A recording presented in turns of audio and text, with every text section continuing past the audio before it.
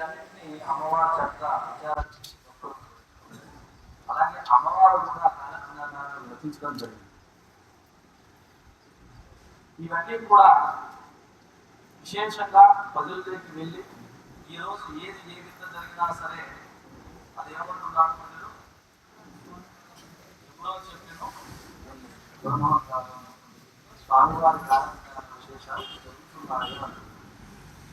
అంతటి వీరబ్రహ్మేంద్ర స్వామివారి యొక్క పటం పక్కనే ఈశ్వరి మాత క్రీస్తు అంటే ఆంధ్రశకం 1789 సంవత్సరంలో సజీవ సమాధి తీసుకొచ్చాం.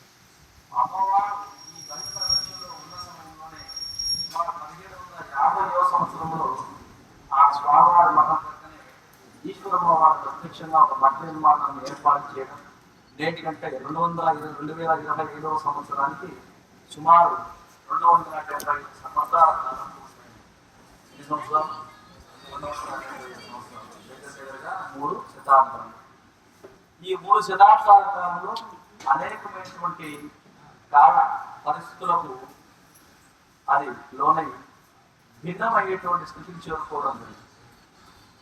అమ్మ అనుగ్రహంతో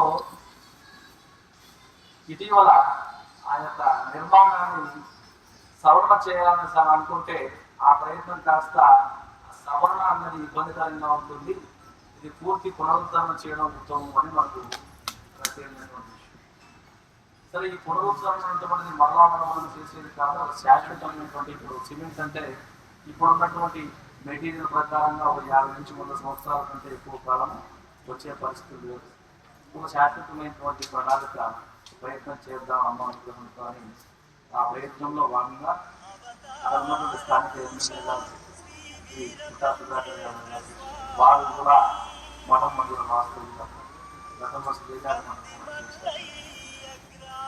ఆలోచనతో వారి దృష్టికి తీసుకెళ్ళగా వారు వెంటనే ప్రభుత్వం వారికి ముఖ్యమంత్రి వారి దేవాలయ శాఖ మంత్రి తద్వారా అమ్మ మందిర నిర్మాణానికి 3 కోట్ల రూపాయలు నిధులను కేటాయించేటువంటి ప్రయత్నం మనమందరం ఈ సందర్భంగా. అయితే ఇది దేవాలయ శాఖ నుంచి వచ్చినటువంటి నిధులు కాబట్టి ఆ దేవాలయ శాఖ విధానంలో మ్యాచింగ్ గ్రాంట్స్ అన్నటువంటి విధానం ఉంటుంది. అంటే కొంత మొత్తము మనం ఒక 20%, 100 రూపాయలు 20 రూపాయలు మనం కడితే 80 రూపాయలు వాళ్ళు ఇస్తాం. అది మొత్తం ఇంత 100 రూపాయలు నిధి.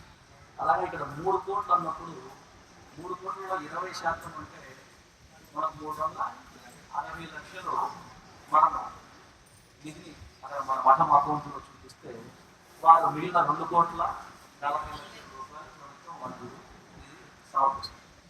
అంటే 6 24 అంటే ఇక్కడ 20 రూపాయలు ఇచ్చారంటే అది 100 రూపాయల కోసం అంతేనా కాదు?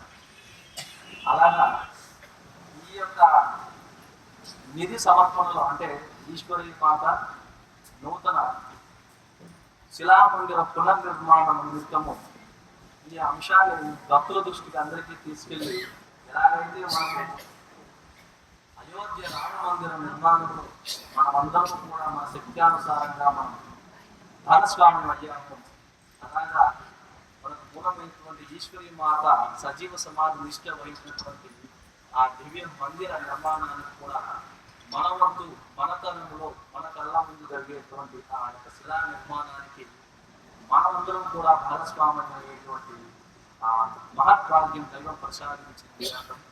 నిజంగా మనందరికీ అదృష్టంగా భావించి ఆ యొక్క అంశాన్ని భక్తుల దృష్టికి తెలియజేసే భాగంగా ఈరోజు ఈ పొదిలి స్వామివారి యొక్క సన్నిధానంలో ఈ యొక్క కార్యక్రమాన్ని ఏర్పాటు చేశారు స్థానిక కమిటీ వారు. వారికి ఇక్కడ విచ్చేసినటువంటి వారికి ప్రత్యేకించి అమ్మ యొక్క అనుగ్రహం ఎదురుగా ఉండాలని ప్రార్థిస్తూ దానికి సంబంధించినటువంటి ఆ నిధి సమర్పణ వివరాలు మన మఠం కార్యాలయం నుంచి కూడా మన వారు ఇచ్చున్నారు. వారు మీకు తెలియజేస్తారు. సార్ మీరు శ్రద్ధగా వినండి. ఇది మరలా మనం చేయాలన్నా వచ్చేటువంటి సందర్భం అయితే కాదు. ఒక గది నిర్మాణం అంటే మళ్ళా వస్తుంది, ఒక కళ్యాణ మండప నిర్మాణం అంటే మళ్ళా వస్తుంది. ఇంకొక నిర్మాణం మళ్ళా వస్తుంది. కానీ మూలమైనటువంటి మందిర నిర్మాణం అనేది మళ్ళా వచ్చేటువంటి సందర్భం అయితే కాదు. కాబట్టి దీన్ని పరిగణలోకి తీసుకొని మనం 10 మందికి తెలియజేయడం, మన శక్తి అనుసారంగా ఇతరులకింగా ప్రత్యక్షంగా లేదా పరోక్షంగా మనం అమ్మవారి సేవలో భాగస్వామ్యం అయ్యేటువంటి ప్రయత్నం చేయడం మనకున్నటువంటి ప్రథమ కర్తవ్యంగా భావించాలి. ఈ ఇతర వివరాలన్నిటి మన వారు తెలియజేస్తారు, ఒకసారి శ్రద్ధగా గమనించగలరు.